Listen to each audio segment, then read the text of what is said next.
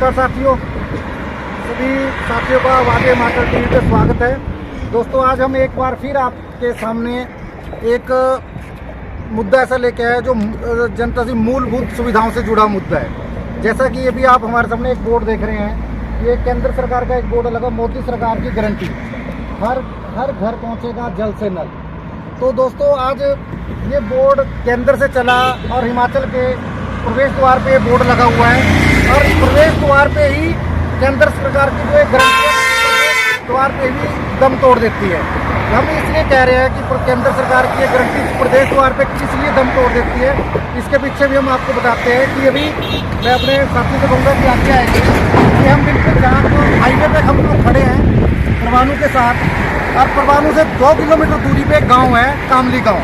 तो मैं अपने कैमरामैन साथी की वो भी आ जाए, हम आपको अब दिखाते हैं कि केंद्र सरकार की एक गारंटी हिमाचल प्रदेश में पहुंचते ही दम क्यों तोड़ देती है और यहाँ आके इनकी ये गारंटी क्यों फेल हो जाती है। और इसमें हम दोष ओनली केंद्र सरकार को ही नहीं देंगे, प्रदेश सरकार को भी है, तो हम आपको पूरी डिटेल में इसके बारे में बताएंगे। पहले हम अपने साथियों की आपको यहीं से गाँव भी दिखाते हैं जो हिमाचल प्रदेश को शायद पहला ही गाँव कहेंगे प्रदेश द्वार के ऊपर। आगे को आपको भी गांव की पूरी हम दिखाते हैं साथियों कि स्कीम में बहुत चलती है और कहाँ की कहीं रह जाती है। आज देश जहां आज़ाद हुए भी 75 साल देश को आज़ाद हुए हो गए, 76 साल, और उसके बाद हम आज आपको एक ऐसा गांव दिखाने जा रहे हैं जो मात्र कहीं बैकवर्ड एरिया में नहीं है, जो कहीं ऐसी जगह भी नहीं है कि जहां कोई किसी की पहुंच ना हो। यहाँ पे इंडस्ट्री एरिया भी है, इंडस्ट्री एरिया के बीच में ये गांव है। तो आपको आज हम दिखाते हैं इस गांव का। मैं अपने कैमरामैन से विनती करूंगा कि वो ज़रा टैंक के ऊपर चढ़ेंगे, तो हम ज़रा टैंक के ऊपर भी अभी चढ़ जाते हैं। और कोई रास्ता है चढ़ने का? उसी तरफ हो जाओ, पला के ऊपरली साइड से देख लेते हैं, क्योंकि आज चढ़ना भी बड़ा मुश्किल है। बाद में अगर चढ़ गए तो चढ़ा नहीं जाएगा। टैंक पे परली साइड को घूमेंगे ज़रा, हम आपको गांव की तस्वीर भी यहाँ से दिखाते हैं। ये टैंक भी जो बना हुआ है ये भी इससे रिलेटिव ही है, देख सकते हैं आप कि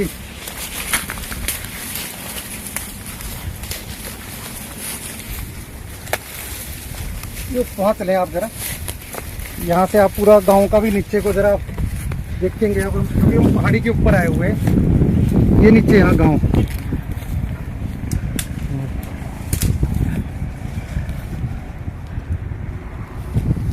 ये यहाँ पे जहाँ हम इस टाइम खड़े हैं परवाणु के पास, और ये नीचे आप गांव, हमारे कैमरामैन ने भी गांव का दृश्य भी आपको दिखाया है ना। तो अब हम आपको बताना चाहते हैं कि हमने क्यों कहा कि केंद्र सरकार का ये बोर्ड जो हिमाचल प्रदेश के प्रदेश द्वार पे आपसे दम क्यों तोड़ देता है।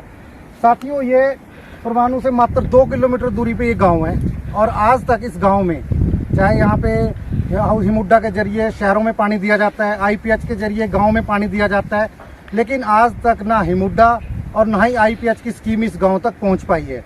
जबकि इस विधानसभा क्षेत्र में लगभग 8 या 9 बार कांग्रेस का विधायक राज कर चुके हैं, 5 बार यहाँ से भाजपा के विधायक अपना राज कर चुके हैं, 3 बार तो लगातार यहाँ से पिछले टर्नओवर में जो भाजपा के स्वास्थ्य मंत्री थे राजीव सहजल जी, वो 15 साल यहाँ से विधायक रहे हैं।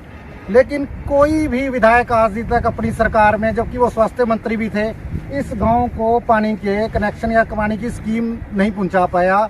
यहाँ तो सिर्फ अभी तक सिर्फ नल पहुँचे हैं, पाइपें बहुत बार बिछी है इस गाँव में IPH के द्वारा, लेकिन वो पाइपें कहाँ गायब हो जाती है, उसके बाद स्कीम कहाँ फेल हो जाती है, आज दिन तक नहीं पता रहा। गांव वालों ने बहुत बार इसकी डिमांड भी की, पंचायत के जरिए भी की, लेकिन आज दिन तक किसी भी विधायक ने, किसी भी सरकार ने इस गांव की सुध नहीं ली।